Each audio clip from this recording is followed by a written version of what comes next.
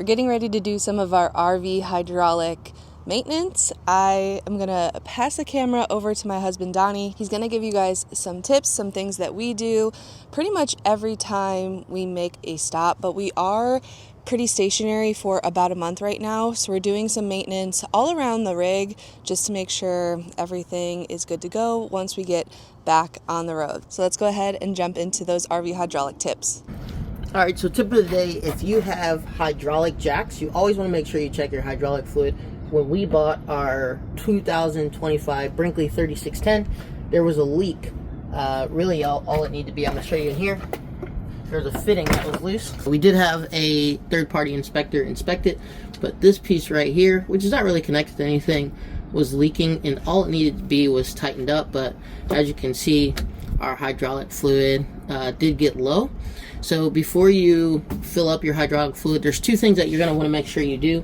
One is you're going to want to look in your owner's manual, because in your owner's manual it'll tell you how high your hydraulic fluid level should be.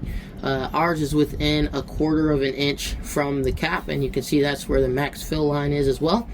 The second thing that you're going to want to make sure you do before you fill this hydraulic fluid up is if all your legs are down, if your slides are out and they happen to run off the hydraulic system, this obviously is going to be lower because you have hydraulic fluid throughout your system. So you're going to want to make sure you raise all your legs, pull in all your slides, anything that has to do with the hydraulics, to see where the actual level is when everything is retracted before filling this up. So we're going to go ahead and fill this up.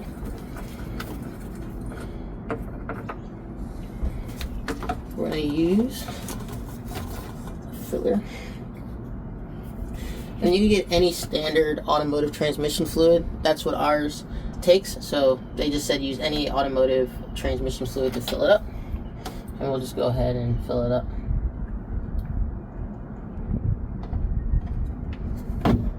And that's it. Alright, so next tip, you want to make sure anytime you have any kind of electrical connection, especially if it's used with these nuts right here, you want to make sure that you cannot spin them. So you want to test these all the time, because what will happen is if you can spin these and they're not tightened, it will actually short your system out and it can cause a lot of damage to your system. So just always make sure that these are tightened down.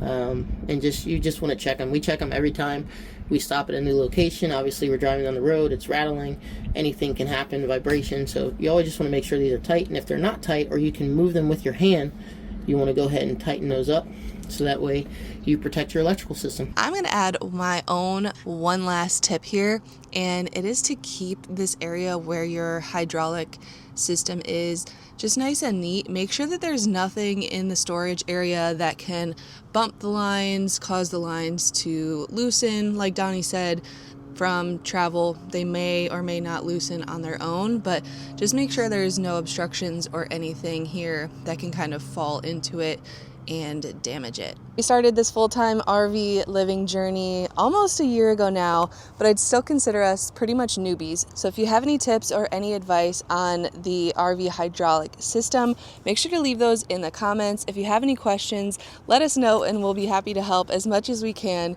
at least. But hopefully this was helpful, and we'll see you guys in the next video.